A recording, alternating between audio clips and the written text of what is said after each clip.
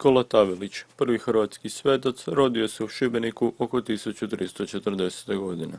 Kao moguće mjesto rođenja spominje se Velin kod Stankovaca, no ipak najčešće se navodi Šibenik. Rodio se u plemićkoj obitelji.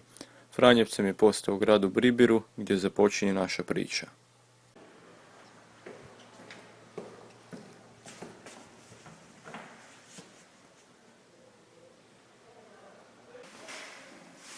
Vi isto idete u svećenike?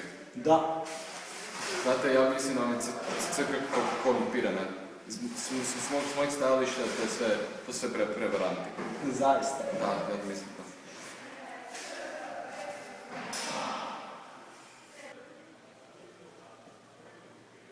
Sljedeći!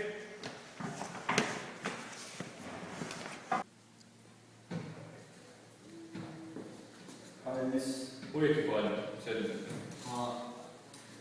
Nego, vi želite biti svećenik? Da. A zašto želite biti svećenik? Pa, htio bi pomagati ljudima. Pomagati ljudima. Mislite da je to lako? Pa, zasigurno da nije, ali uz Božju pomoć. A dorasli ste tomu? Pa ponavljam, uz Božju pomoć mislim da da. Gledajte, situacija je ovako. Ne javlja nam se puno pismenih ljudi, oni koji znaju čitati, tako da primljeni ste, čestitam. Hvala. Hvala Isus. Uvijek hvala. Sljedeći.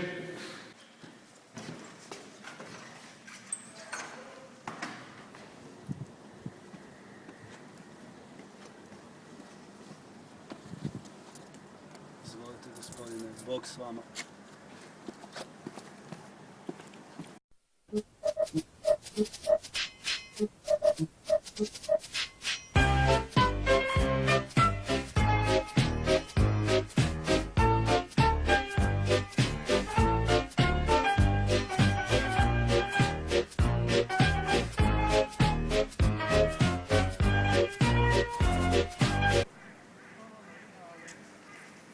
Gdje si, brate, kako je?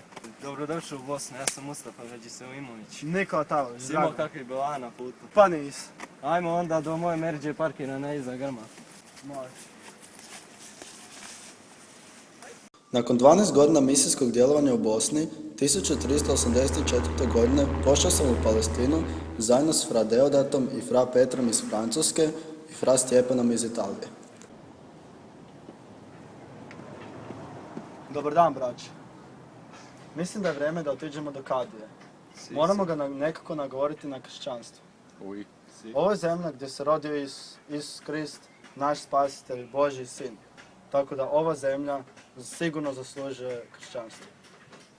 Si? Uj.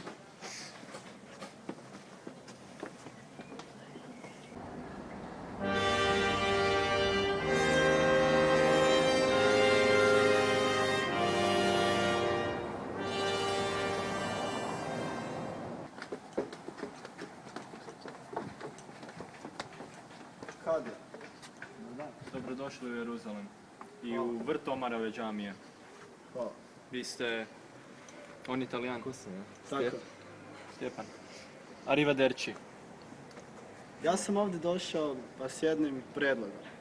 Slušam. Mi i ja i Stjepan mislimo da Jeruzalem zaslužuje kršćanstvo. Kršćanstvo. Da. To je vaša vjera. Tako.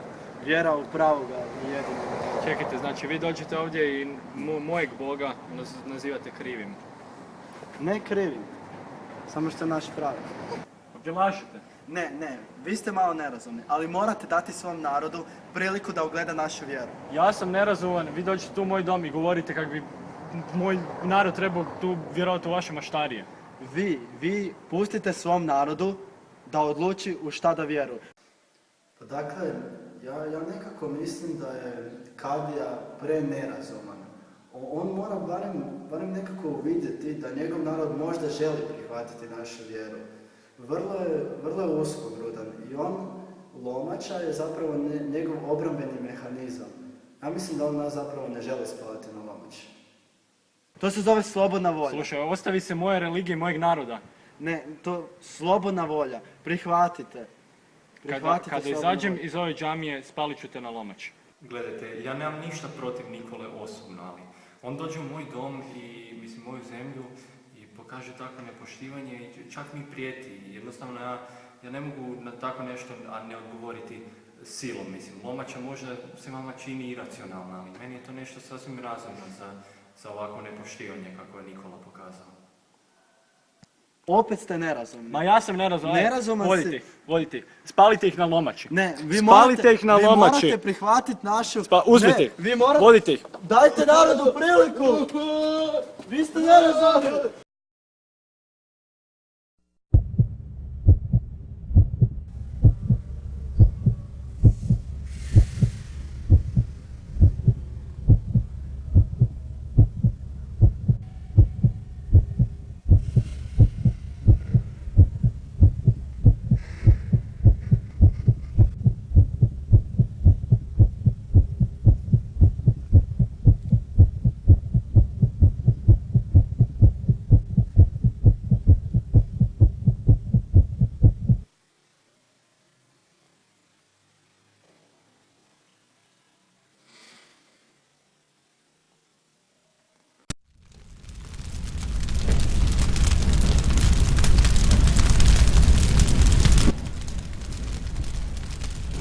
Spalite ih.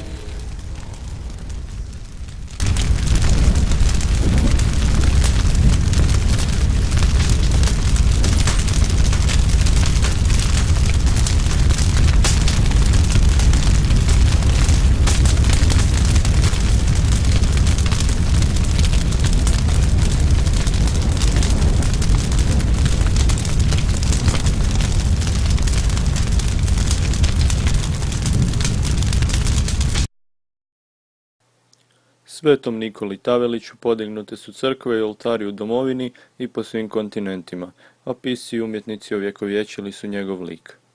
Godine 1937. hrvatski katolici podigli su mu oltar u Jeruzalemu unutar Češke kapelice na obronku Maslinske gore.